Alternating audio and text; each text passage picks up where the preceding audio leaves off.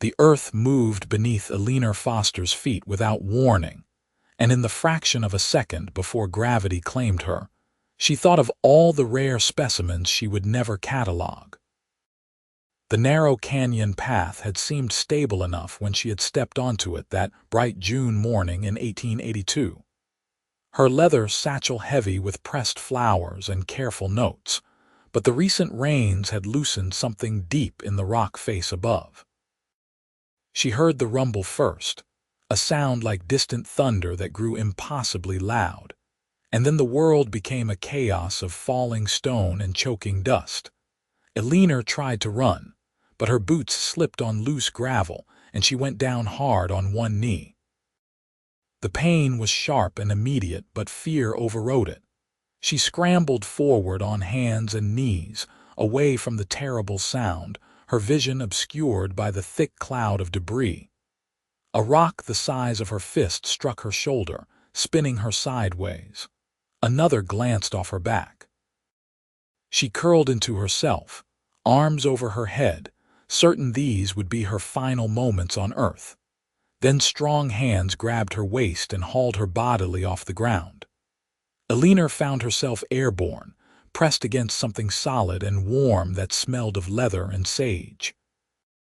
Whoever had her was running, their boots pounding against stone, moving with a speed and sure-footedness that seemed impossible given the circumstances. The roar of the rockslide grew deafening, and Eleanor squeezed her eyes shut, her fingers clutching at rough fabric. They cleared the danger zone just as the main mass of the slide thundered past where she had been moments before. Her rescuer didn't stop running until they were well beyond the settling dust cloud, finally coming to a halt in a small clearing where stunted piñon pines clung to the rocky soil. Only then did he set her down, though he kept one steadying hand on her arm. Eleanor's legs felt like water. She swayed, gasping for breath, and looked up into the face of the man who had saved her life. He was young, perhaps 25 or 26, with sun-bronzed skin and dark hair that curled slightly at the collar of his worn shirt. His eyes were a startling shade of gray-green, bright with concern and the lingering rush of adrenaline. Dust streaked his face, and a scratch along his jaw bled sluggishly. "You hurt, madam." His voice was low and steady despite the fact that he was breathing hard from exertion. Eleanor took inventory of herself. Her knee throbbed where she had fallen, her shoulder and back would certainly bruise, and she had lost her hat somewhere in the chaos, but she was alive. "I think I am mostly intact," she managed, her own voice shaking. "You saved my life." "Just happened to be riding through," he said, as if plucking someone from the path of a rockslide was something he did every Tuesday. "Name's August Lawson. I've got a ranch about 10 miles south of here. Eleanor Foster. I am a botanist from Philadelphia." She looked past him toward the canyon where the dust was beginning to settle. Her heart sank. "My satchel. All my work from the past 3 weeks." August followed her gaze. The path where she had been walking was now buried under tons of rock and earth. Nothing could have survived that. "I'm real sorry about your work, Miss Foster, but you're lucky to be breathing. That whole section of canyon has been unstable since the spring floods. What were you doing out here alone?"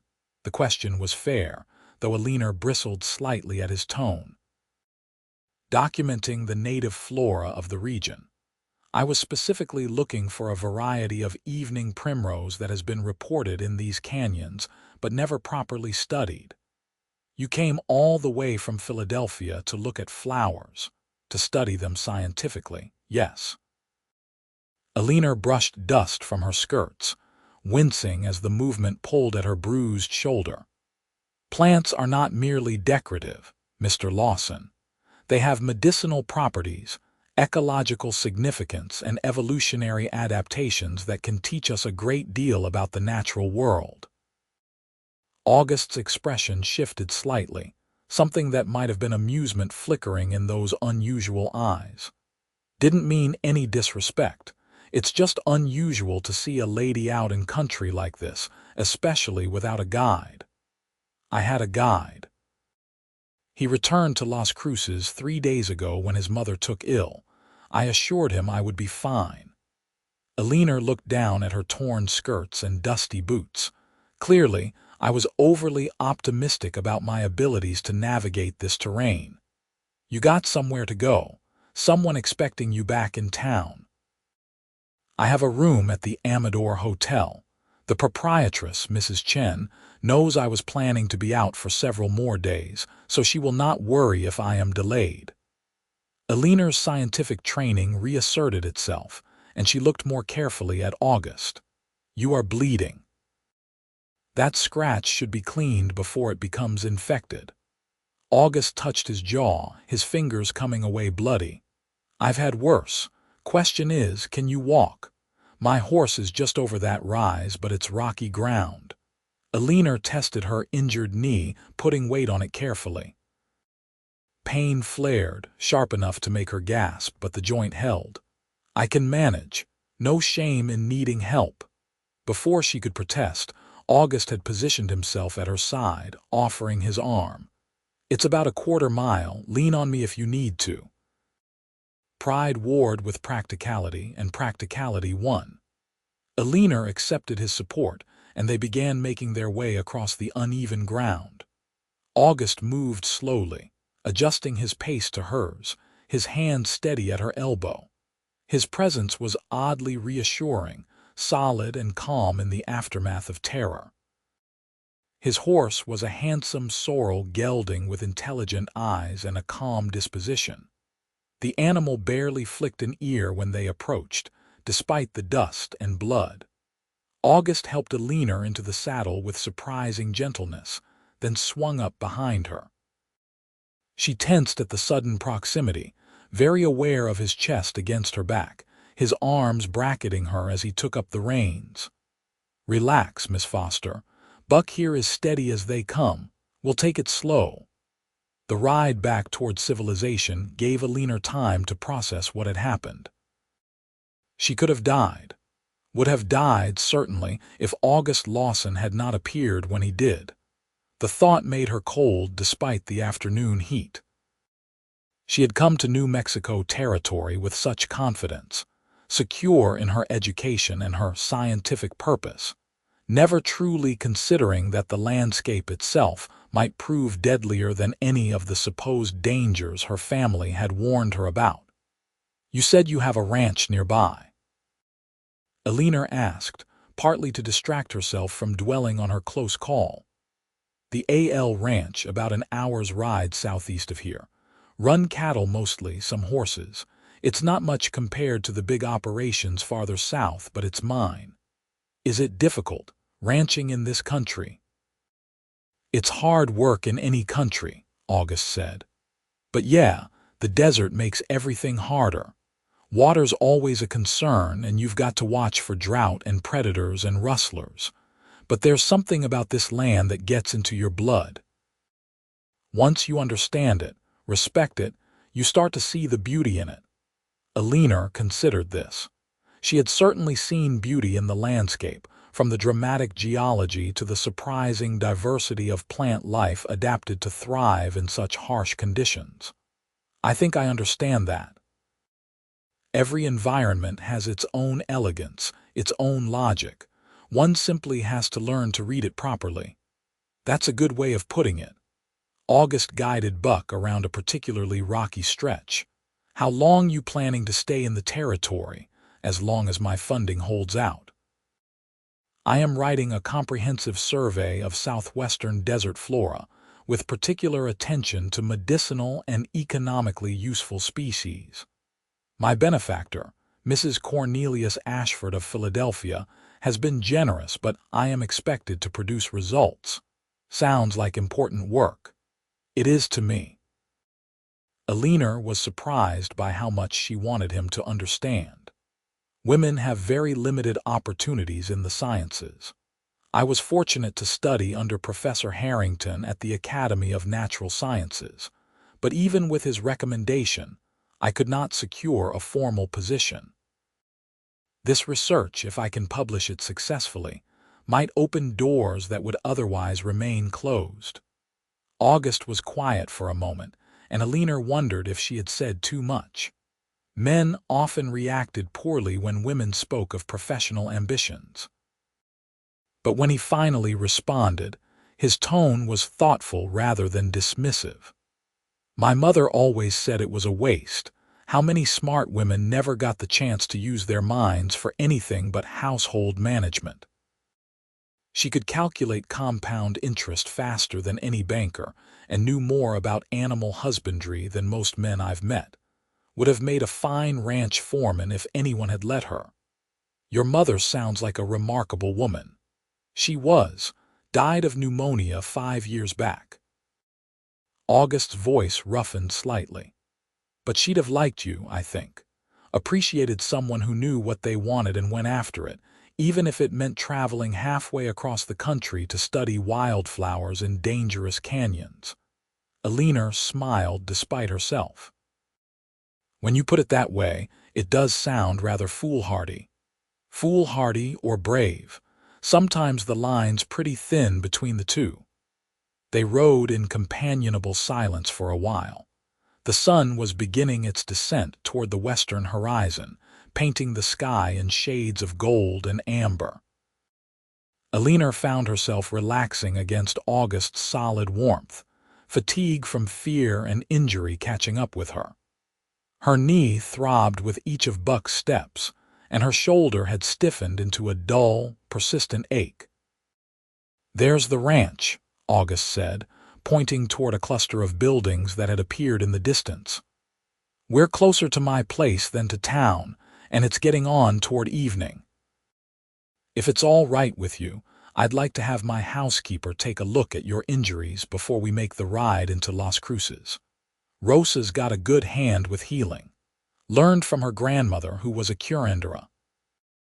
Eleanor knew she should probably insist on going directly to town, but the prospect of several more hours on horseback was daunting. "That would be very kind if it is not an imposition. No imposition at all. It's the least I can do for someone who came all this way to appreciate our local flowers." The AL ranch was modest but well maintained, with a sturdy adobe house, a barn, corrals, and several outbuildings. Chickens scratched in a yard protected by wire fencing, and Eleanor could see cattle grazing in the distance. A woman emerged from the house as they rode up, wiping her hands on her apron. She was middle-aged, with black hair streaked with silver and keen dark eyes that missed nothing. "August Lawson, you are covered in dust and bleeding," she said, her accent flavoring the English with Spanish vowels. "What have you gotten yourself into now? Rockslide up in Black Canyon. Miss Eleanor Foster, this is Rosa Montoya, who keeps me and this place from falling into complete disorder." Rosa, Miss Foster, was caught in the slide. "I pulled her clear, but she's banged up. Can you take a look at her?" Rosa's expression shifted immediately to concern. Of course. Bring her inside. I will make a compress for the swelling and check for serious damage." August dismounted and lifted Eleanor down from the saddle with the same easy strength he had shown during the rescue. Her knee nearly buckled when she put weight on it, and Rosa clucked her tongue disapprovingly. "You men and you're banged up. This girl is injured. Come, Querida, lean on me. August, you take care of Buck and then clean yourself up. You are tracking dirt everywhere." Eleanor found herself swept into the cool interior of the ranch house, where Rosa installed her in a comfortable chair near the fireplace and began a thorough examination with gentle, competent hands. She probed Eleanor's knee carefully, asked her to move it through various ranges of motion, then examined her shoulder and back with equal attention. "Nothing broken, gracias a Dios," Rosa pronounced. "But you will be very sore tomorrow, and this knee needs to be wrapped and rested." "You are lucky August found you when he did." "I am very aware of that fact," Eleanor said. "He appeared like some kind of guardian angel. Rosa's eyes warmed with something that looked like affection. "He is a good man, that one. Too much alone out here, too much work, but good through and through. His mother, God rest her soul, she raised him right." She bustled off to the kitchen and returned with a bowl of cool water infused with something that smelled herbal and astringent. "This will help with the swelling and prevent infection." As Rosa worked, Eleanor looked around the room. It was simply furnished but clean and comfortable, with handmade furniture and bright woven blankets providing splashes of color. Books lined a shelf near the window, an unexpected sight that made her curious about August Lawson's reading habits. August himself appeared a few minutes later, cleaned up and wearing a fresh shirt. The scratch on his jaw had been tended to, and his hair was damp from washing. He looked younger without the dust, and Eleanor felt an odd flutter in her chest that she attributed to delayed shock from the rockslide. "How's the patient?" he asked Rosa. "She will live, but she should not ride any more tonight. That knee needs rest." August nodded as if he had expected this. "Miss Foster, you're welcome to stay the night. We've got a spare room and Rosa's right about the riding. I'll take you into town first thing tomorrow if you're agreeable." Eleanor knew she should protest, but her knee was throbbing, her whole body ached, and the thought of enduring more travel tonight was unbearable. "I do not want to impose on your hospitality." "No imposition," Rosa said firmly. "You will stay, you will eat a good dinner, and you will rest. In the morning, if you are better, then you can worry about getting back to town." There seemed little point in arguing with both of them. Eleanor nodded her acceptance and was rewarded with Rosa's approving smile. Dinner was a revelation. Rosa prepared chicken in a red chili sauce that made Eleanor's eyes water but was absolutely delicious, served with beans, rice, and fresh tortillas. August ate with the appetite of a man who worked hard physically, but his table manners were good, and he kept up an easy conversation about the ranch and the surrounding country. "How did you come to own a ranch at your age?" Eleanor asked, curiosity overcoming her usual reserve. "If that is not too personal a question." "Not too personal. My father started this place back in '68, right after the war. He died in '76, left it to my mother and me. We worked it together until she passed, and then it was just mine." August took a drink of water. "Some days I wonder if I should sell it, find something easier, but then I look at what they built, and I cannot quite bring myself to let it go. It must be lonely, though, managing all this by yourself. I've got 3 hands who work for me, good men. And Rosa, of course, who actually runs everything whether I admit it or not." He grinned at the housekeeper, who waved a dismissive hand at him. "But yeah, it gets lonely sometimes. That's ranch life, especially out here where your nearest neighbor might be miles away." "I think I am beginning to understand the isolation," Eleanor said. "Philadelphia is crowded with people. You can hardly walk down the street without encountering dozens of souls. Here, one can go hours without seeing another person. Does that bother you?" "Not as much as I expected it to," Eleanor admitted. "There is something peaceful about the solitude when it is not punctuated by rockslides." August laughed, a warm sound that made Rosa smile. "Fair point. Maybe stick to safer areas for your plant hunting." After dinner, Rosa showed Eleanor to a small bedroom that was clean and comfortable, with a narrow bed covered in a colorful quilt and a washstand with a pitcher of fresh water. She provided Eleanor with a nightgown and helped her settle in, fussing over her like a mother hen. "You rest now," Rosa said. "If you need anything in the night, my room is just down the hall, and August is on the other side of the house."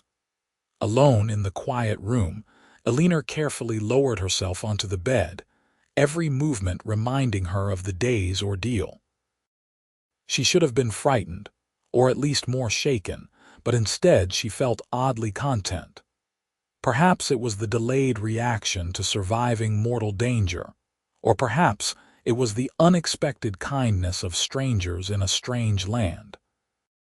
She thought about August Lawson, about the way he had scooped her up without hesitation, about his gentle handling of her injuries, about the intelligence and humor she saw in those unusual eyes. She thought about his hands, calloused from work but careful when they touched her. She thought about the way he spoke of his mother with such obvious love and respect. Eleanor had not come to New Mexico looking for romance. Her life was dedicated to science, to observation and documentation and analysis. Men had never particularly interested her beyond collegial relationships, and she had long ago accepted that she would likely remain unmarried, too focused on her work to bother with courtship. But as she drifted toward sleep, her battered body finally relaxing, she found herself wondering what it might be like to stay in this harsh, beautiful country a little longer than she had originally planned. Morning came with bird song and the smell of coffee. Eleanor woke slowly, disoriented by the unfamiliar room and the chorus of aches throughout her body. Her knee had swollen overnight despite Rosa's compress, and getting dressed was a slow, painful process. She managed it eventually, smoothing her dusty, torn skirts as best she could and wishing for a proper bath and fresh clothing. When she limped into the kitchen, she found August and Rosa already up. August rose when he saw her, concern crossing his features. "How are you feeling this morning?" "Like I was struck by falling rocks," Eleanor said dryly. "But alive, which is preferable to the alternative." Rosa poured her coffee and pressed a plate of eggs and fresh bread into her hands. "Eat. You need strength for healing." Eleanor obeyed, discovering she was ravenous. The coffee was strong and bitter, nothing like the delicate tea she usually preferred, but it drove away the cobwebs of pain and poor sleep. "I was thinking," August said, his tone casual but his eyes serious. "It's going to be a couple days before you're healed up enough to go back to tramping around canyons, and you lost all your work in the slide." "Yes," Eleanor said, trying not to feel depressed about that fact. 3 weeks of careful documentation, gone in minutes. "Well, there's interesting plants all over this ranch. Different terrain than the canyons, but still worth studying, I'd think. And there's a section along the creek where I've seen flowers I don't recognize. If you wanted to stay on a few days while you heal up, you could work right here. Safer than going it alone in unstable country." Eleanor looked up sharply. August was watching her with an expression she could not quite read, hopeful but guarded. Rosa was pretending great interest in her cooking, but Eleanor could see the small smile on the woman's face. "I could not possibly impose on your hospitality for that long." "It is not an imposition if we are offering," Rosa said firmly. "You are welcome here, and August is right. You need to heal and you need to replace your lost work. Why not do both?" Eleanor's scientific mind warred with her sense of propriety. It was highly irregular for an unmarried woman to stay at a bachelor's ranch, even with Rosa there as chaperone. But this was the frontier, not Philadelphia, and surely different rules applied. And the prospect of having a safe, convenient location to continue her research while she recovered was genuinely appealing. "If you are certain it would not be an inconvenience," she said slowly, "I would be very grateful for the opportunity. I could even pay for my room and board." "No payment necessary," August said quickly. "Just your company at meals and maybe some of that plant expertise if you feel like sharing it.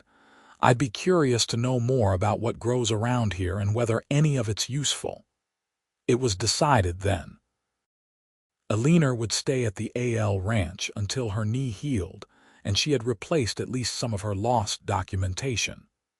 August would send one of his hands into town to collect her trunk from the hotel and let Mrs. Chen know she was safe. It was all very practical and sensible. So why did Eleanor's heart beat a little faster when August smiled at her across the breakfast table? The next few days fell into an easy rhythm.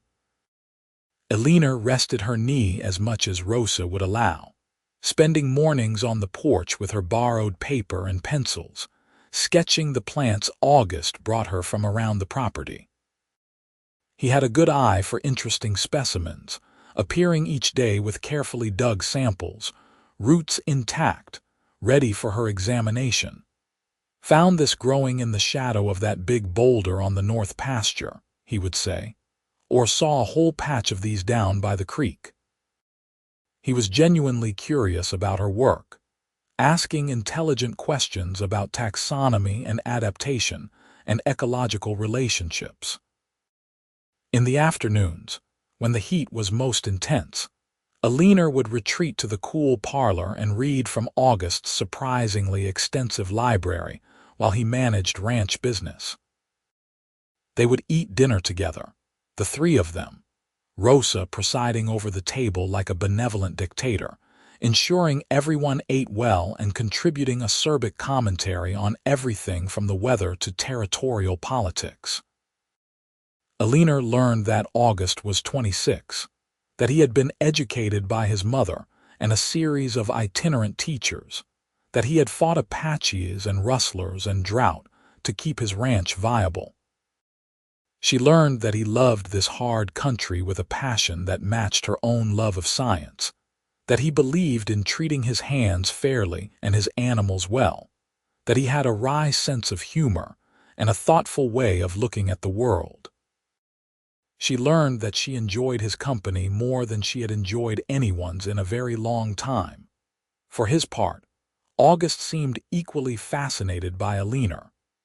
He asked endless questions about Philadelphia and her studies, about the scientific establishment and the process of research and publication. He listened when she talked about the barriers women faced in academic circles, his expression darkening with sympathetic anger. "That is not right," he said one evening when she had mentioned being excluded from a major botanical conference despite having discovered 3 new species. "Brains are brains, regardless of whether they are in a man's head or a woman's." "You would think so," Eleanor said, "but the scientific community is largely composed of men who believe women are intellectually inferior, suitable only for decorative and domestic roles." "Then the scientific community is composed of fools." August said it with such conviction that Eleanor felt something warm unfurl in her chest. By the end of the first week, Eleanor's knee had healed enough for short walks. August insisted on accompanying her, ostensibly to ensure she did not overexert herself, but Eleanor suspected he simply enjoyed their rambling conversations. They would walk slowly along the creek, Eleanor stopping frequently to examine plants while August pointed out features of the landscape or told stories about the land's history. "See that mesa to the east," he said one afternoon, shading his eyes against the glare. "Apaches used to use that for lookout positions. They knew every inch of this country, every water source, every game trail. After the army relocated most of them to reservations, it felt wrong, like the land itself was mourning." Eleanor looked at the distant mesa, struck by his words. "You sound as though you knew them." "Some, yeah. Traded with them before the last of the wars. They were not all hostile, any more than all white settlers were saints. My father respected them, tried to maintain peaceful relations when he could. He said you had to be blind not to see that we were taking land they had lived on for generations. That is a remarkably progressive view for a rancher." August shrugged. "It is just honesty. Knowing the history, understanding what was lost, does not mean I am going to give up my ranch and leave. But it does mean I try to treat this land with respect, to not take more than I need, to remember I am a guest here in some ways, even if the law says I own it." Eleanor found herself watching him as he spoke, noting the strong line of his jaw, the way the afternoon light caught in his dark hair, the unconscious grace of his movements. He was handsome, she realized, though not in the polished way of Philadelphia gentlemen. His was a rougher beauty, forged by sun and wind and hard work. When he caught her looking, his eyes met hers with an intensity that made her breath catch.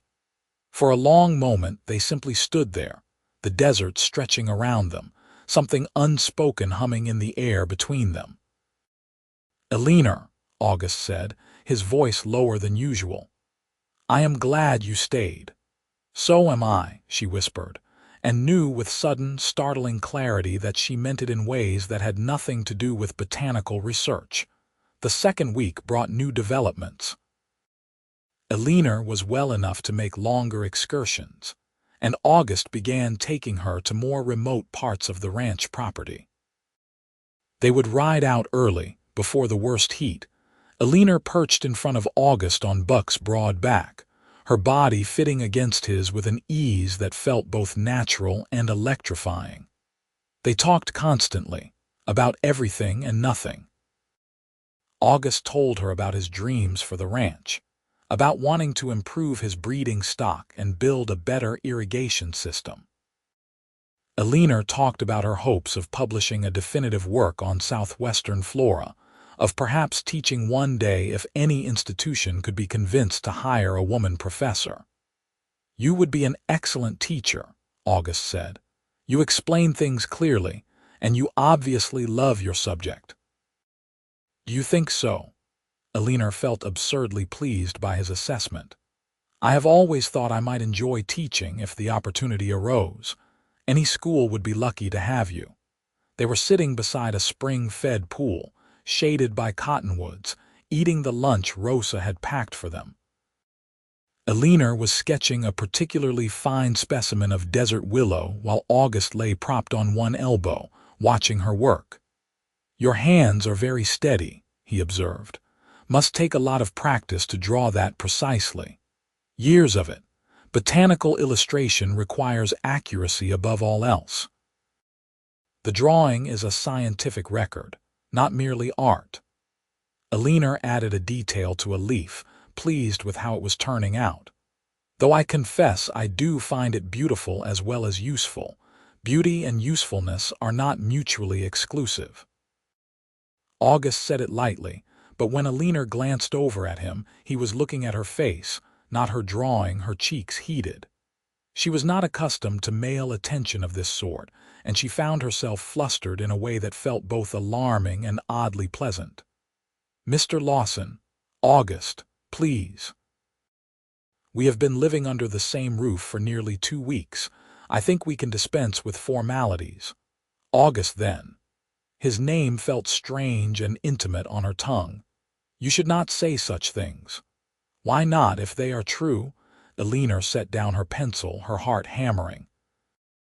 "Because I am a scientist and you are a rancher, and I will be returning to Philadelphia eventually, and it is foolish to allow ourselves to think there could be anything between us beyond friendship." "Is that what you think? That it is foolish?" August sat up, his expression serious. "Because I have been thinking about almost nothing else for days now. Thinking about how much I enjoy talking with you, how much I look forward to seeing you each morning, how right it feels when you are near me." "August," Eleanor's voice faltered. She should stop this, should be sensible and scientific and rational, but her treacherous heart was singing, and when August reached out to take her hand, she let him. "I know you have your work and your plans," he said quietly, "and I would never ask you to give those up. But I also know that what I feel for you is real, Eleanor. More real than anything I have felt in my whole life, and I think, maybe, you might feel something similar." Eleanor looked down at their joined hands, his large and work-roughened, hers smaller and stained with plant matter and ink. They should not fit together, by any logical measure. They came from different worlds, wanted different things. But logic seemed to have very little to do with the way her pulse jumped at his touch, the way his presence had become essential to her happiness. "I do feel something," she admitted, the words coming with difficulty. "But I do not know what to do about it. My entire life has been planned around my work. I never expected, I never imagined that you might fall in love." The words hung in the air between them, enormous and terrifying and wonderful. Eleanor forced herself to meet his eyes. "Is that what this is?" "On my end, yes. Absolutely yes." August squeezed her hand gently. "I am in love with you, Eleanor Foster. I love your brilliant mind and your fierce dedication, and the way you look at a plant like it is the most fascinating thing in the world. I love your courage and your stubborn independence, and the way you argue with me about taxonomy over dinner. I love all of you, and I cannot pretend otherwise." Tears pricked Eleanor's eyes. No one had ever spoken to her this way, with such raw honesty, such unguarded emotion. "I do not know if I can stay here. My funding, my research, my reputation, everything depends on completing this work and returning with publishable results. I know. And I am not asking you to abandon your dreams for mine." August lifted her hand, pressed a kiss to her knuckles that sent shivers through her entire body. "I am just asking you to consider that maybe our dreams do not have to be mutually exclusive. Maybe there is a way for you to have your work and for us to have each other." "How?" Eleanor asked, wanting desperately to believe him. "How could that possibly work?" "I do not have all the answers yet," August admitted, "but we can figure it out together if you are willing to try. Stay longer. Finish your research here in the territory. See if what we have grows stronger or fades. And then, when you know what you want, we will make a plan that honors both our needs." It was crazy. It was impractical. It was completely at odds with every careful plan Eleanor had ever made for her life. And yet, looking into August's earnest face, feeling the warmth of his hand in hers, she found herself nodding. "I will stay," she whispered. "I will stay and see where this leads us." August's answering smile was like sunrise, bright and full of promise. He pulled her close, his arms coming around her with exquisite care, as though she were something precious. Eleanor buried her face against his shoulder, breathing in the scent of him, feeling the steady beat of his heart against her cheek. When he tipped her face up and kissed her, gentle and sweet, Eleanor felt something shift fundamentally inside her. This was not in her plan. This cowboy with his dusty ranch and his rough hands and his beautiful soul was not supposed to exist in her orderly, scientific world. But he did exist, and he loved her, and she was falling in love with him too, no matter how illogical it might be. They rode back to the ranch in the golden light of late afternoon, Eleanor wrapped in August's arms, both of them grinning like fools. Rosa took one look at them and nodded with satisfaction. "About time," she said, which made August laugh and Eleanor blush furiously. The next weeks were among the happiest of Eleanor's life. She threw herself into her research with renewed energy, cataloging the flora of the ranch and the surrounding area with meticulous care. August helped whenever he could spare time from ranch duties, and Eleanor found that teaching him about botanical classification was nearly as rewarding as the research itself. He had a quick mind and genuine curiosity, asking questions that sometimes made her see familiar concepts in new ways. But more than the work, Eleanor treasured the growing intimacy between them. They would sit together in the evenings, Eleanor writing up her notes while August worked on ranch accounts, comfortable in shared silence. They would walk by the creek at sunset, hands clasped, talking about everything from politics to poetry. They would steal kisses in the barn or the kitchen garden, tentative and sweet, learning the geography of each other's hearts. August courted her properly, despite the unconventional circumstances. He picked wildflowers for her, which she would then gleefully identify and press for her collection. He read aloud to her from his favorite books. He listened with genuine interest when she explained the finer points of plant reproduction or discussed the latest theories on natural selection. For her part, Eleanor learned about the rhythms of ranch life, began to understand the challenges August faced, and the skills required to thrive in this harsh environment. She helped Rosa in the kitchen, learning to make tortillas and prepare chili. She learned to ride properly, August patiently teaching her until she could manage a horse on her own. She began to feel not like a visitor but like someone who belonged. One evening in early August, they sat together on the porch watching the sun paint the sky in impossible shades of crimson and gold. August had his arm around Eleanor's shoulders, and she was nestled against his side, utterly content. "I need to send an update to Mrs. Ashford soon," Eleanor said. "She will want to know how the research is progressing." "What will you tell her?" Eleanor considered. "The truth, that I lost my initial work in an accident but have since collected extensive new material. That I plan to remain in the territory for at least another 3 months to complete a comprehensive survey." She paused. "I will also need to tell her that I may not be returning to Philadelphia at all." August went very still. "You mean that?" "I have been thinking about it constantly," Eleanor admitted. "My funding will eventually run out, but I could seek new patronage, perhaps from institutions interested in Western development. Or I could try to publish preliminary findings and use that to secure additional support. The point is, there is work to be done here that could occupy me for years. Important work. And that is the only reason you would stay. The work." August's tone was carefully neutral, but Eleanor could hear the hope underneath. She turned to look at him directly. "No. The work is important, but if I am being honest, you are the primary reason. I do not want to leave you, August. These past weeks with you have been the happiest of my life. I love you.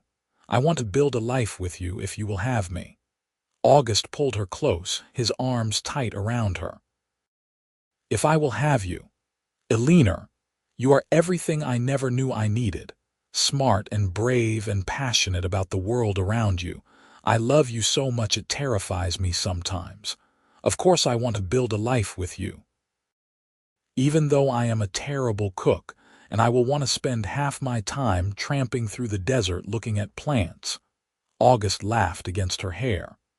"Especially because of those things, though Rosa might have something to say about the cooking situation." They sat in comfortable silence for a while, both contemplating the future they were beginning to imagine together. Finally, August spoke again, his voice serious. "I want to marry you, Eleanor, but I know that might complicate things for you professionally. If being married makes it harder for you to publish, to be taken seriously as a scientist, then we can wait.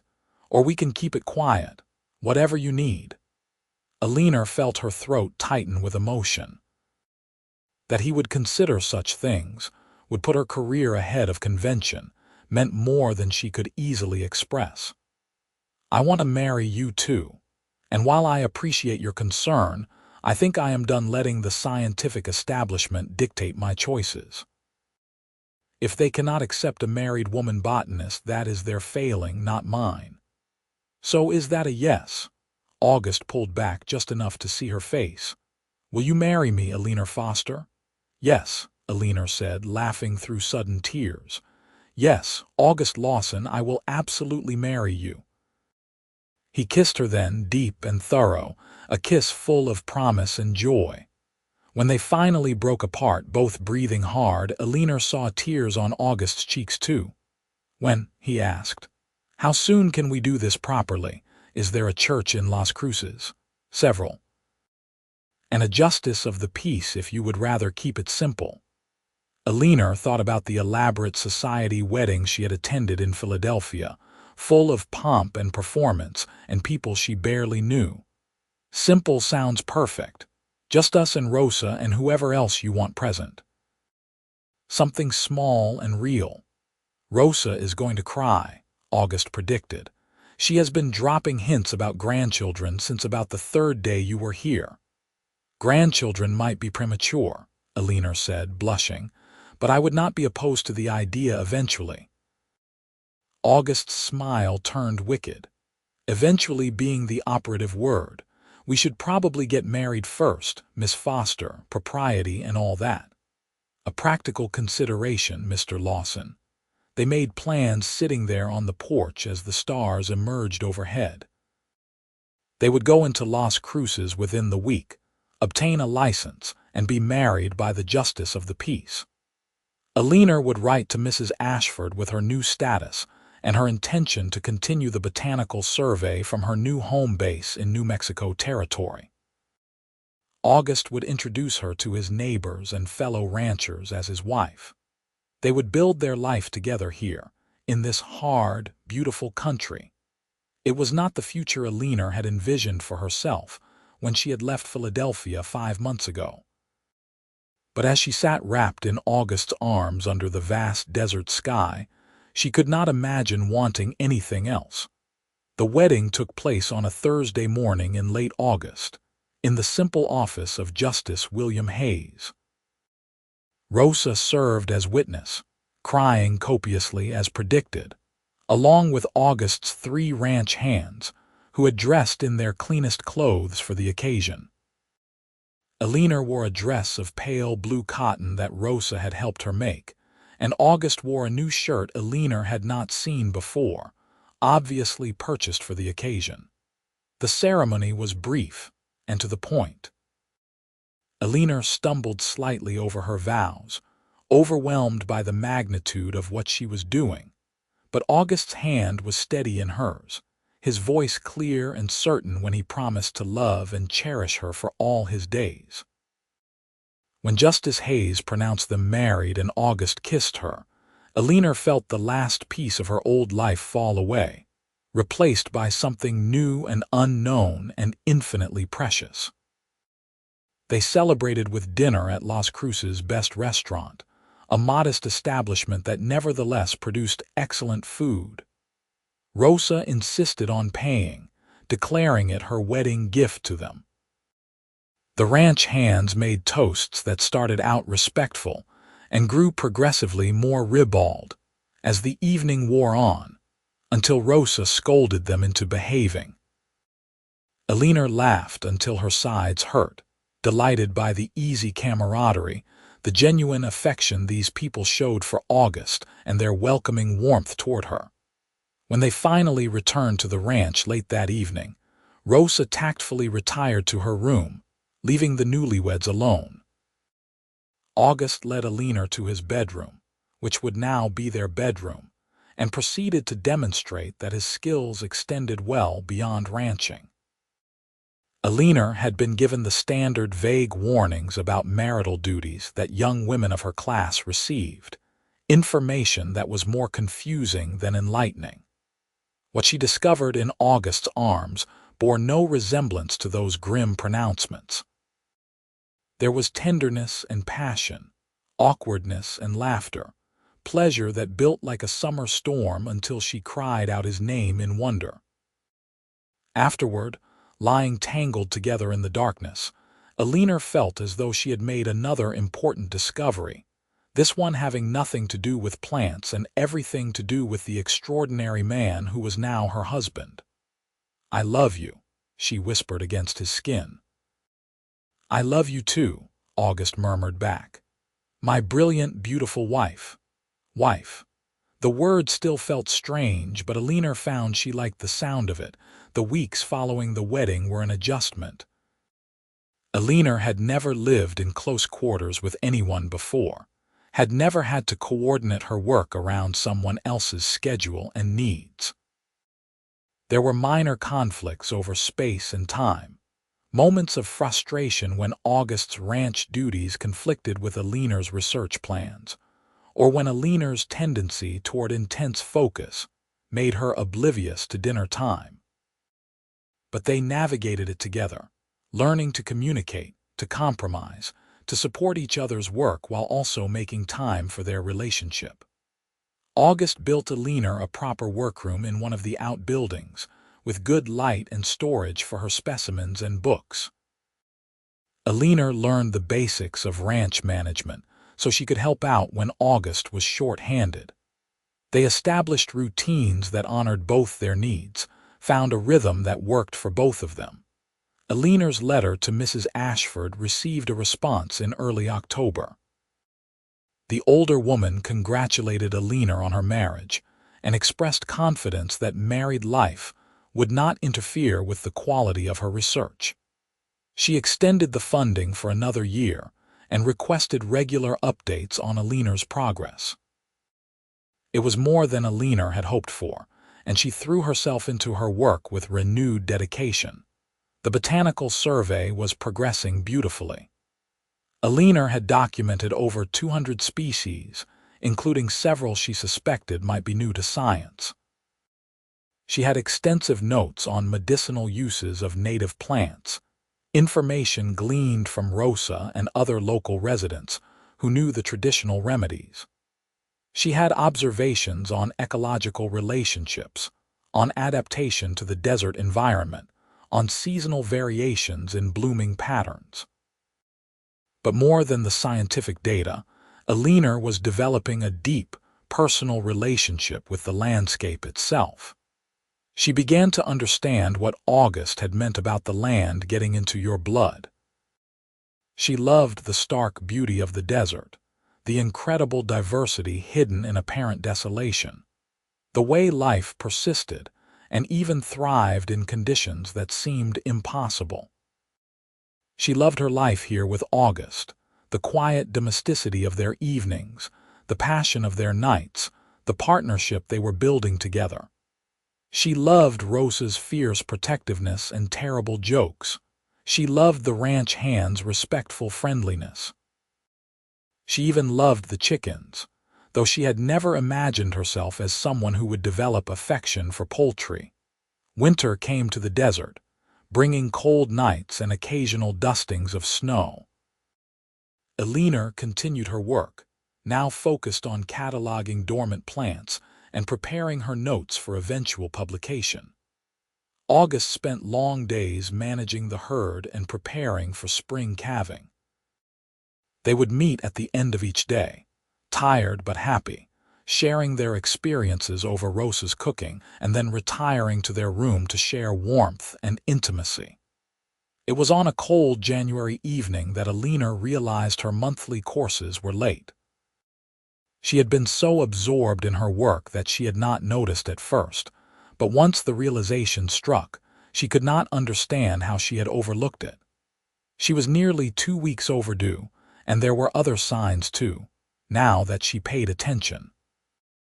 A sensitivity in her breasts, a faint queasiness in the mornings, a tiredness that sleep did not fully dispel.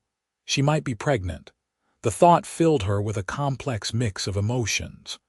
Joy, certainly, and a fierce protective love for the tiny potential life within her, but also fear. She had seen women die in childbirth, knew the risks intimately. And there was uncertainty, too, about how this would affect her work, her carefully laid plans. Eleanor decided not to say anything to August yet, not until she was certain.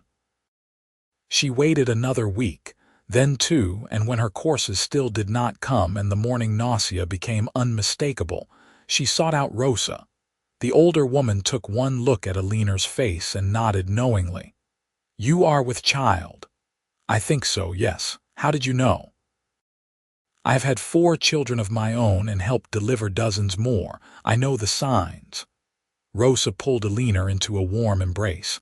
"This is wonderful news, Querida. Does August know?" "Not yet. I wanted to be certain before I told him."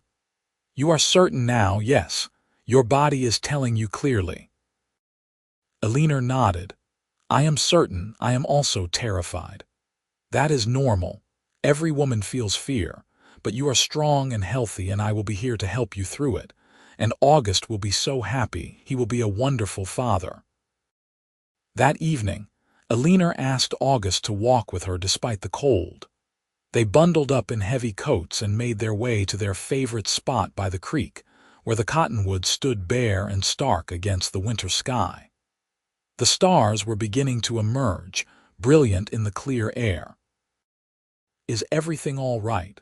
August asked, concern in his voice. "You have been quiet today." "Everything is fine, better than fine, actually." Eleanor took a deep breath, suddenly nervous. "August, I am pregnant. We are going to have a baby." For a long moment, August just stared at her, his expression unreadable in the fading light. Then his face split into the widest smile Eleanor had ever seen, and he let out a whoop of joy that probably scared every animal within a mile radius.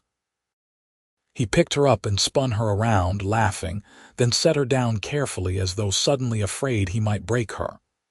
"We are having a baby," he said wonderingly. "Eleanor, that is the best news I have ever received. How are you feeling? Do you need to see a doctor?" "Rosa thinks I am about 2 months along, which would put the birth sometime in August. I feel well, mostly, apart from some morning sickness. And yes, I should probably see a doctor to confirm everything is progressing normally." August pulled her close, his hand coming to rest protectively over her still flat belly. "A baby, our baby, I can hardly believe it. Are you happy?" Eleanor asked, needing to hear him say it. "Happy does not begin to cover it. I am ecstatic, overjoyed. Terrified too, if I am being honest, but in a good way." He kissed her forehead, her cheeks, her lips. "You are going to be an amazing mother." "I hope so. I have never spent much time around children." "Neither have I, really." "We will figure it out together, just like we have figured out everything else." They stood together in the gathering darkness, August's arms around Eleanor and her head on his shoulder, both contemplating the life they had created. Eleanor felt the fear recede, replaced by a calm certainty. They would manage. They would adapt and learn and grow, the way they had been doing since the day August had pulled her from the path of that rockslide. The pregnancy progressed smoothly. Eleanor continued her botanical work through the winter and into spring, though she tired more easily and had to be more careful about scrambling over rough terrain. The morning sickness faded after the first few months, replaced by a ravenous appetite that Rosa delighted in satisfying. Eleanor's body changed, her belly swelling with obvious pregnancy, and she found herself fascinated by the transformation, observing it with the same scientific interest she brought to her plant studies. August was attentive to the point of being comically overprotective. He tried to prevent Eleanor from doing anything remotely strenuous, which led to their first real argument when he suggested she should stop her field work entirely. "I am pregnant, not incapacitated," Eleanor said firmly. "Women have been working through pregnancy since the beginning of time. I will not be confined to the house for 6 months like some fragile doll. I just want you and the baby to be safe. We will be safe. I promise to be sensible, to not take unnecessary risks. But I need my work, August. It keeps me sane and engaged. If you try to lock me away, I will only resent it." August had the grace to look chagrined. "You are right. I am sorry. I am just worried. I know, and I love that you care so much, but you need to trust me to know my own limits." They compromised. Eleanor continued her field work, but always with company, usually August when he could spare the time or Rosa when he could not. She avoided the most challenging terrain and took frequent breaks. She listened to her body and rested when she needed to. It was not perfect, but it worked for both of them. In April, Eleanor received a letter from the Academy of Natural Sciences in Philadelphia. Professor Harrington, her old mentor, wrote to inform her that her preliminary paper on southwestern desert flora had been accepted for publication in the Academy's journal. It was a significant achievement, the first step toward establishing her reputation as a serious botanist. The professor also mentioned that several colleagues had expressed interest in her work, and hoped she might present her findings at the academy in person when she next returned to the city. Eleanor read the letter aloud to August and Rosa over dinner, her voice shaking with excitement. "This is wonderful news," August said, grinning at her obvious joy. "They are finally recognizing your brilliance." "It is just one paper and it has not even been published yet," Eleanor cautioned, but she could not suppress her smile. "But yes, it is wonderful. A year ago, I could not even get the Academy to acknowledge my correspondence. Now they want me to present my research." "When would you need to go to Philadelphia?" August asked, and Eleanor heard the careful neutrality in his tone. "Not for months, and probably not at all until after the baby is born. I would not want to travel in my current condition." She reached across the table to take his hand. "And when I do go, if I go, it will only be for a few weeks. Long enough to present my findings and perhaps arrange for additional funding. This is my home now with you. I have no intention of leaving permanently." The relief on August's face was obvious. "I would never ask you to give up opportunities like this. If you need to travel for your work, we will make it happen." "Perhaps we could all go," Rosa suggested. "I have never seen a big eastern city, and someone needs to make sure you two do not starve while showing off to all those fancy professors." The image of Rosa descending upon Philadelphia's scientific establishment made Eleanor laugh until tears streamed down her face. "I think you would terrify them all." "Good. They sound like they need terrifying." Spring brought new life to the desert. Wildflowers bloomed in impossible profusion, painting the landscape in vivid colors. Eleanor documented everything with careful precision, taking August and Rosa on expeditions to particularly spectacular displays. She photographed what she could with her recently acquired camera, adding visual documentation to her extensive written notes and illustrations. As her pregnancy advanced into its later stages, Eleanor's mobility decreased.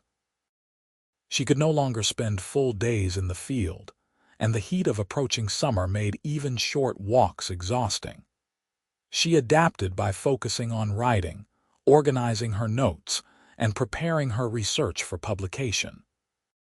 She set up a comfortable workspace in the shaded portion of the porch, where she could work while enjoying the breeze. August would join her there in the evenings, the two of them working companionably side by side.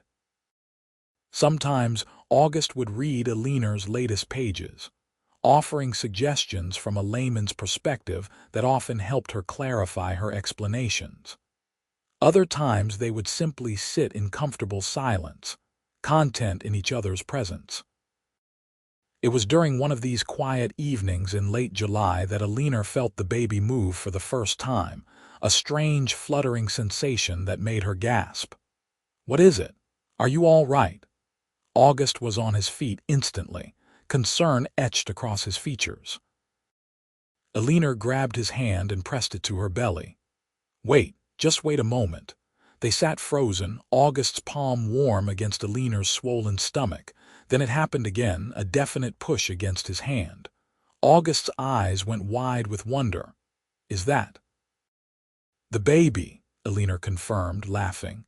"That is our child saying hello." August dropped to his knees in front of her chair, both hands on her belly now, his face transformed by awe.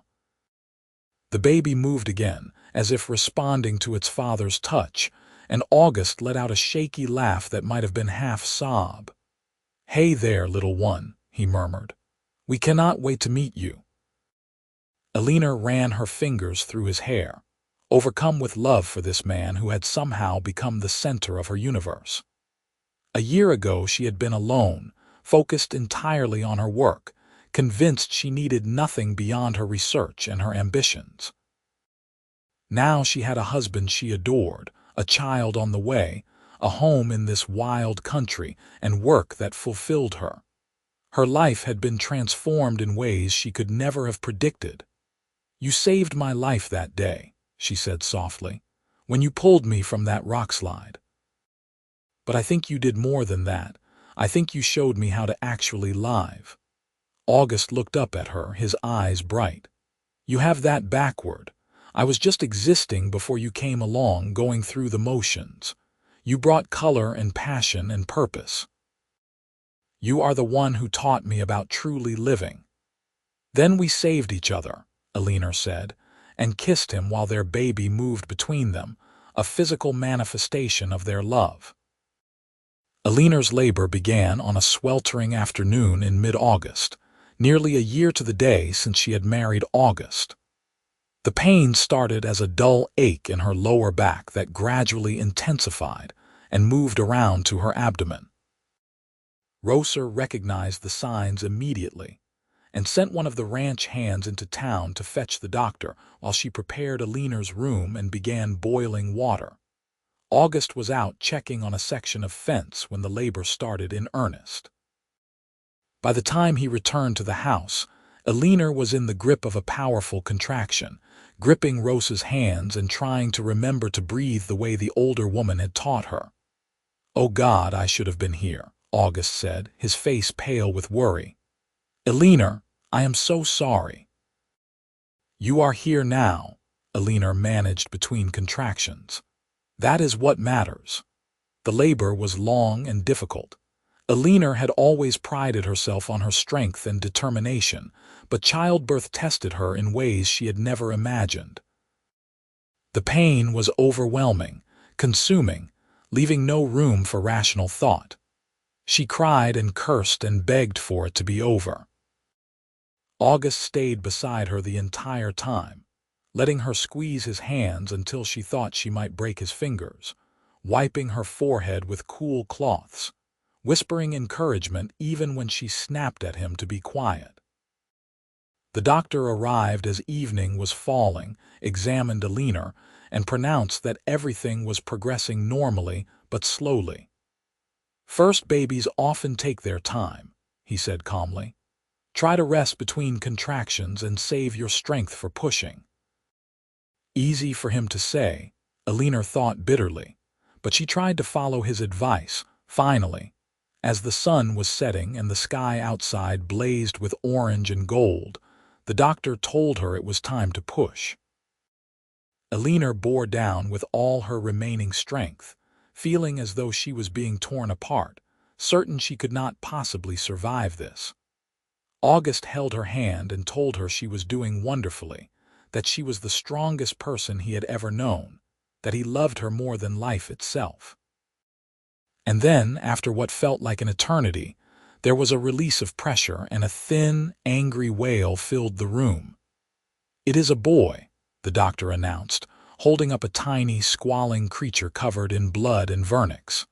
"A healthy boy with good lungs."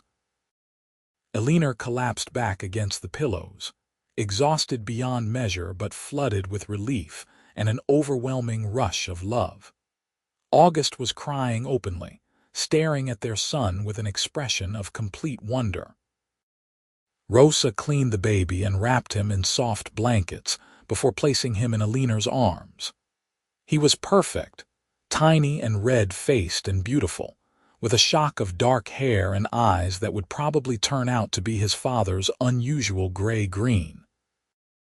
He had stopped crying and was looking around with vague confusion, his little mouth working.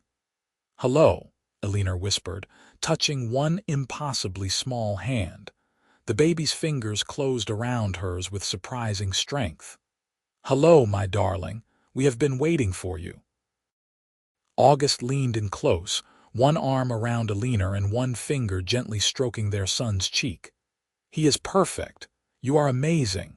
I cannot believe we made this." "What will you name him?"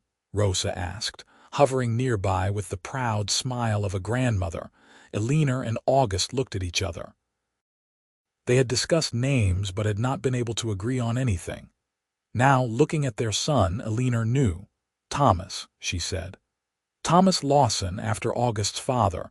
If that is all right with you." August's face crumpled, and fresh tears spilled down his cheeks.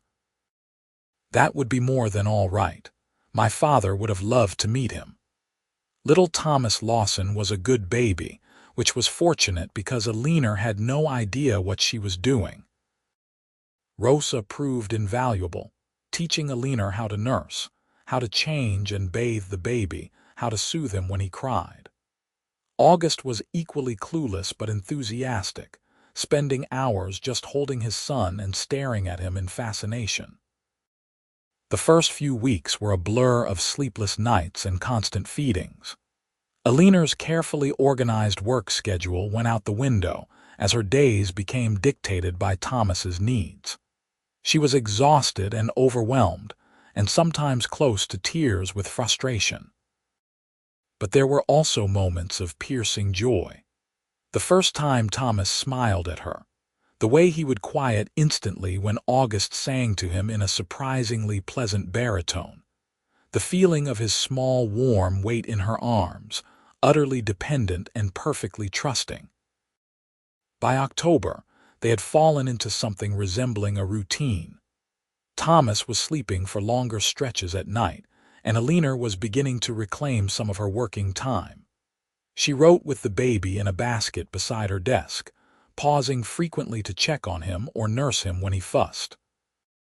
It was not the uninterrupted focus she had once enjoyed, but she found the interruptions mattered less than she had feared. Her work was still important, but it was no longer the only important thing in her life. August proved to be a devoted father, helping with Thomas whenever his ranch duties allowed. Eleanor would often find him in the nursery late at night, the baby cradled against his broad chest, August telling Thomas stories about the ranch or the stars or his own childhood. Watching them together filled Eleanor with a contentment so deep it sometimes frightened her. She had not known she could be this happy, had not known it was possible to love two people so fiercely. In November, Eleanor finally completed the full manuscript of her botanical survey and sent it to Professor Harrington with a letter explaining that she would be unable to travel to Philadelphia for at least another year due to her family obligations. The professor wrote back expressing understanding and excitement about the manuscript, which he promised to shepherd through the publication process. Winter came again, Eleanor's second in New Mexico. She and August celebrated their first wedding anniversary quietly, exchanging small gifts and reminiscing about their unlikely meeting. Thomas was growing rapidly, becoming more alert and interactive, his personality beginning to emerge. He was curious and determined, traits that made both his parents laugh. "He gets the determination from you," August would say, "and the curiosity from you," Eleanor would counter. The truth was that Thomas was his own person, a unique combination of both of them and also something entirely new. Eleanor found herself observing him with the same fascination she brought to her botanical studies, cataloging his developments and milestones with careful attention. The manuscript was accepted for publication in March of 1884. Professor Harrington wrote that it was groundbreaking work, the most comprehensive survey of southwestern desert flora ever compiled. He had taken the liberty of submitting it to several scientific journals, and there was significant interest. Would Eleanor be willing to consider publishing it as a proper book, rather than a series of papers? The answer was an emphatic yes. Over the next months, Eleanor worked with publishers and editors to prepare the manuscript for book publication. It was painstaking work, requiring revisions and additions and careful fact-checking, but it was also thrilling. Her dream of producing a definitive scientific work was actually coming to fruition. The book, titled Flora of the Southwestern Desert, a comprehensive survey, was published in October of 1884 to considerable acclaim. Reviewers praised its thoroughness, its scientific rigor, and the quality of Eleanor's illustrations. Several noted that it was particularly impressive work from a woman scientist, which annoyed Eleanor even as she recognized that such comments reflected the times. The book's success brought new opportunities. Eleanor was invited to contribute articles to several scientific journals. A university in California expressed interest in having her consult on the development of their botanical gardens. Several collectors and amateur naturalists wrote requesting her expertise in identifying specimens. Eleanor was also offered a lecturer position at a women's college in Massachusetts, a prestigious opportunity that would have been unthinkable just a few years earlier. She was tempted, but when she sat down to seriously consider what accepting would mean, she realized she could not do it. It would require moving away from the ranch, from August's life and work, uprooting their family. More than that, it would mean leaving the landscape she had come to love, the desert that had taught her so much. She wrote a polite letter declining the position and explaining that her research in the Southwestern Territories was ongoing and required her continued presence. The college responded with an alternate proposal. Might she be willing to lecture for a single semester, sharing her expertise with their students? They would arrange housing for her and her family and offer a generous stipend. This Eleanor could consider. She discussed it with August, and they agreed that a few months away would be manageable. It would be an adventure, a chance to share her work with eager students, and an opportunity for August to see more of the country. They could leave the ranch in the capable hands of Rosa and the ranch hands. In the spring of 1885, the Lawson family traveled east. Thomas was 2.5, an energetic toddler who found everything fascinating. The train journey was exhausting but also wondrous, the landscape changing dramatically as they crossed from desert to plains to the greener, more crowded eastern states. The college welcomed them warmly. Eleanor's lectures were well attended, and she found that she truly enjoyed teaching, explaining the concepts she had spent years mastering to bright young women eager to learn. August charmed everyone he met with his straightforward manner and obvious pride in his wife's accomplishments. Thomas adapted surprisingly well to the change, though he would occasionally ask when they were going home to his desert. They spent 2 months in Massachusetts, then traveled to Philadelphia so Eleanor could present her work at the Academy of Natural Sciences. The presentation was a triumph. The hall was packed, and Eleanor spoke with confidence born of genuine expertise, illustrated her points with her careful drawings and photographs, answered questions with ease. When it was over, Professor Harrington embraced her publicly and declared that she had done the Academy proud. At a reception following the presentation, Eleanor was approached by a distinguished older gentleman who introduced himself as Dr. Samuel Morrison from the Smithsonian Institution. "Mrs. Lawson, your work is extraordinary," he said. "We have been following your career with great interest. I wonder if you might consider undertaking a new survey, this time of the flora of the Rocky Mountain region. The Smithsonian would be prepared to offer substantial funding and institutional support."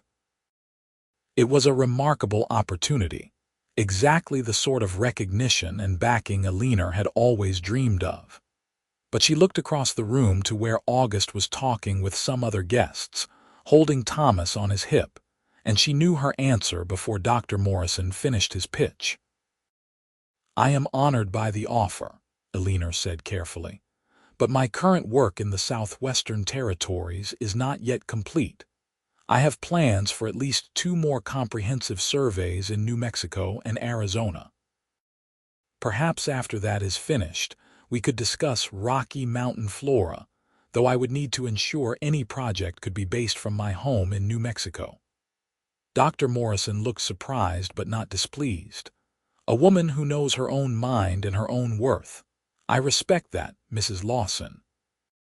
When you are ready to discuss future projects, the Smithsonian will be interested."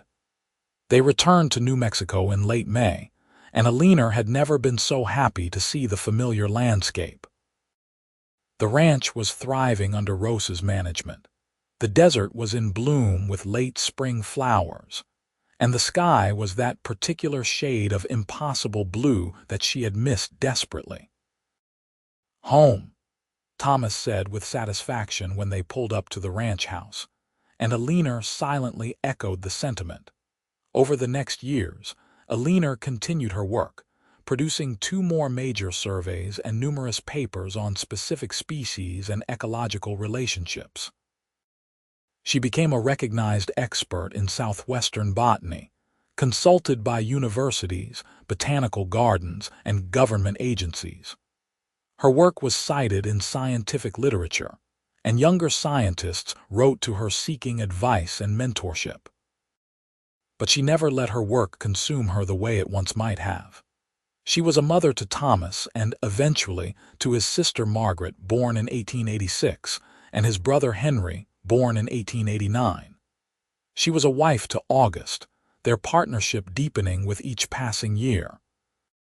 She was part of a community, involved in local affairs, respected and valued. The ranch prospered too. August's careful management and innovative techniques improved yields and reduced losses. He began breeding horses in addition to cattle, developing a line known for intelligence and steady temperament. He and Eleanor worked together on water conservation projects, Eleanor's understanding of native plants helping to design systems that worked with rather than against the desert ecology. On a warm June evening in 1892, exactly 10 years after the rockslide that had changed both their lives, Eleanor and August sat together on their porch, watching the sunset paint the sky in familiar glory. Their children were asleep inside, Rosa was humming in the kitchen, and the desert stretched endlessly before them. "You ever regret it?"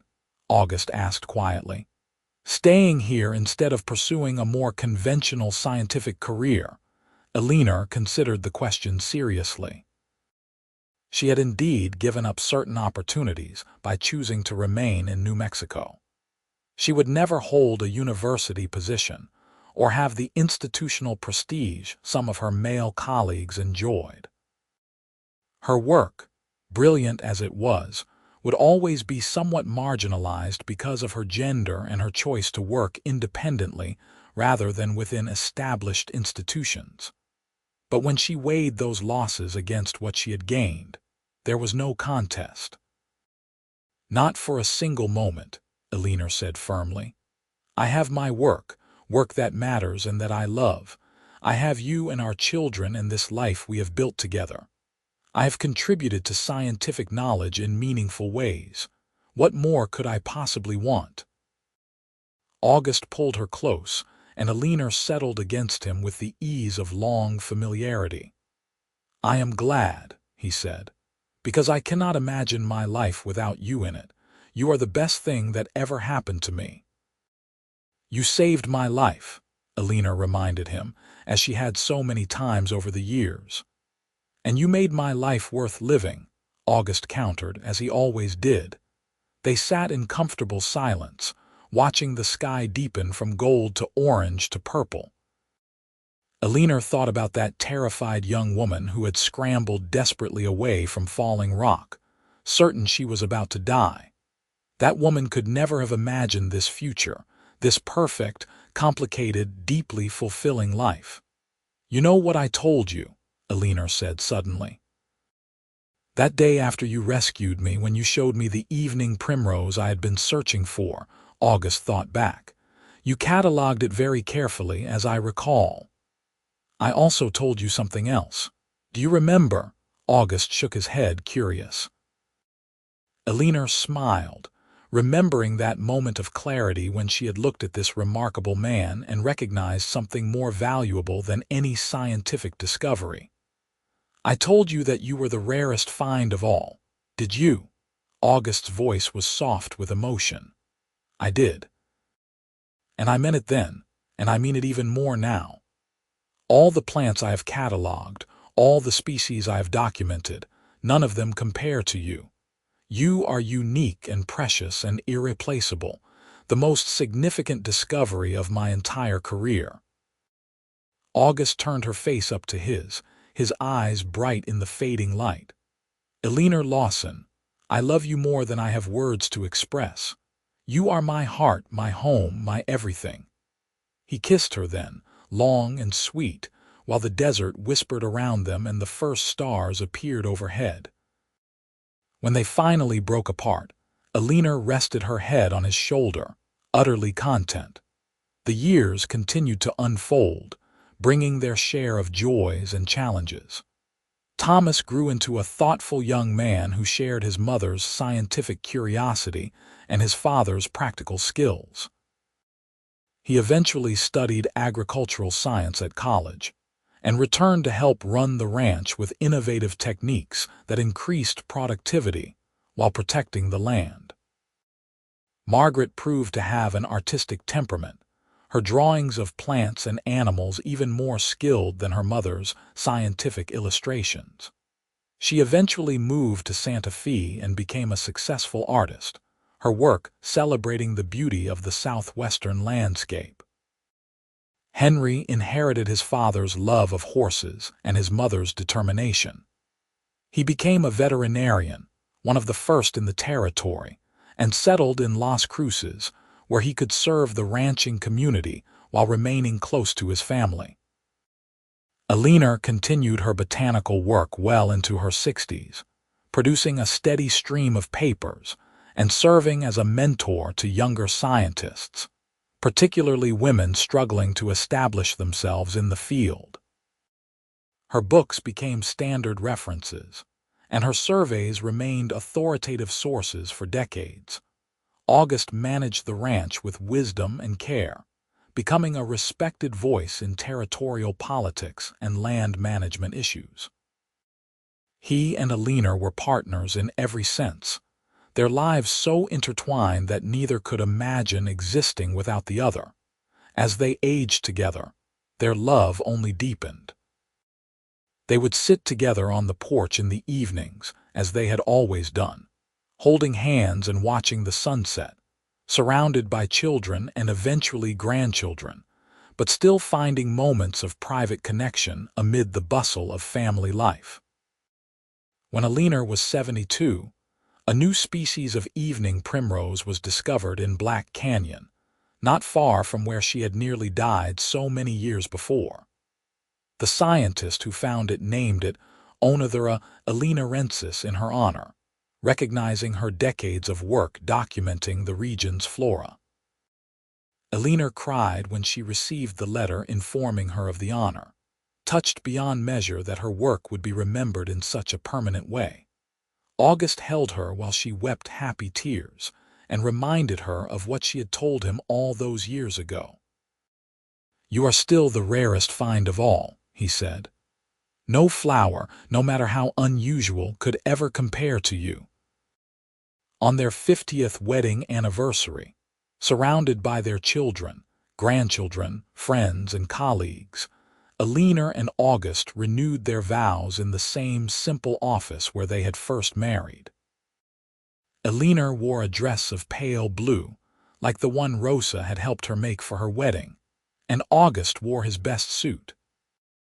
Their hands trembled slightly when they clasped them together, the skin papery and spotted with age, but their voices were strong when they promised once again to love and cherish each other for the rest of their days. At the celebration afterward, Thomas stood to make a toast. "My parents' marriage has been the foundation of our family and an example to all of us of what love should be," he said. "They have shown us that partnership means supporting each other's dreams while building shared ones. That love is patient and kind, and willing to be surprised by where life leads you. My mother came to New Mexico to study plants and found so much more. My father thought he would live and die a lonely rancher and instead discovered his soulmate. Together they built a life of meaning and purpose and deep joy. We should all be so fortunate." Eleanor squeezed August's hand, too full of emotion to speak. She looked around at the faces gathered to celebrate their marriage, people whose lives they had touched, whose lives had touched theirs. She thought about the winding path that had brought her from Philadelphia to a remote canyon where she had nearly died, to the arms of the man who would become her whole world. She thought about all the choices she had made, the conventional path she had abandoned, the risks she had taken. Every single one had led her here, to this moment, to this life that was so much richer and fuller than anything she could have planned or predicted. That night, lying beside August in the darkness of their bedroom, Eleanor felt an overwhelming sense of peace and completion. She had lived a good life, a meaningful life. She had contributed to human knowledge, raised 3 remarkable children, loved and been loved with a depth and constancy that most people never experience. "Are you happy?" August whispered, his arms around her as they had been for 50 years. "Deliriously," Eleanor whispered back. "Are you?" "More than I ever thought possible." They fell asleep wrapped together, 2 lives so thoroughly intertwined they had become one story, one beautiful, unlikely, perfect story of love found in the most unexpected place. Eleanor Foster Lawson lived to be 84 years old, working almost until the end, her mind sharp and her passion for the natural world undiminished. She died peacefully in her sleep with August beside her, holding her hand as he had through every important moment of their life together. August followed her 6 months later, unable or unwilling to continue in a world without her presence. He died in the same bed, in the same house they had shared for over half a century, surrounded by children and grandchildren who mourned the passing of 2 remarkable individuals, but celebrated the extraordinary love story they had witnessed. They were buried side by side on a hill overlooking the ranch, under the vast desert sky they had both loved. On Eleanor's gravestone, in addition to her name and dates, was carved, "Botanist, author, beloved wife and mother, the rarest find of all." And if sometimes, in the golden light of evening, ranch hands claimed to see 2 figures walking hand in hand across the desert, admiring the wildflowers and the impossible beauty of the landscape they had called home, well, some stories are too perfect to truly end. The AL Ranch continued to operate under the management of Eleanor and August's descendants, who honored their legacy by maintaining the land with the same respect and care. Eleanor's books remained in print, her scientific contributions recognized and valued. The evening primrose that bore her name bloomed each year in Black Canyon, a living memorial to the woman who had dedicated her life to understanding and documenting the desert's secret beauty. And every year on the anniversary of that fateful day in June 1882, when a rockslide had nearly ended one life, but instead had begun 2 lives worth living, the family would gather at the ranch to tell the story again. The story of how a cowboy had rescued a botanist, and how she had recognized in him something more precious than any plant she could ever catalog. The story of how 2 lonely people had found each other against impossible odds and built a life of love and purpose and deep, abiding joy. It was a story worth telling, worth remembering, worth celebrating. A reminder that sometimes the greatest discoveries have nothing to do with science or ambition or careful planning. Sometimes the greatest discoveries are the ones that catch us completely by surprise, that transform us utterly, that show us possibilities we never knew existed. Sometimes the greatest discoveries are each other. And that, in the end, was the real legacy of Eleanor and August Lawson. Not the books or the ranch or the scientific accolades, important as those were. Their real legacy was the proof, written in their lives together, that love can bloom in the harshest environments, that partnership can elevate both people to heights neither could reach alone, that 2 souls can find each other across impossible distances, and create something beautiful and lasting and true. The desert remembered them, in the flowers that bore Eleanor's name, in the land that August had tended so carefully, in the stories passed down through generations. And perhaps that is the best any of us can hope for. To be remembered not just for what we accomplished, but for how we loved, not just for what we achieved, but for what we built together, not just for who we were alone, but for who we became when we found the person who completed us. Eleanor Foster had come to New Mexico territory seeking rare plants. She had found something infinitely more valuable, a love that would sustain her through all the days of her life, a partnership that would enable her greatest work, a home in the wild country that would feed her soul as surely as Philadelphia had fed her mind.